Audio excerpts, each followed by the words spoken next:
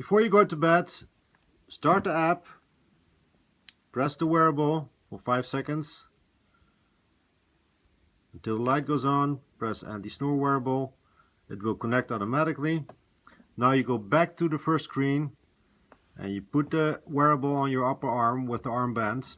You press start, it will start recording.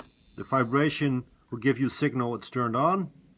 Next morning, the recording, you can stop it by pressing like this. The wearable will vibrate once more and it will auto turn off, so you don't have to press the button once more. Thank you.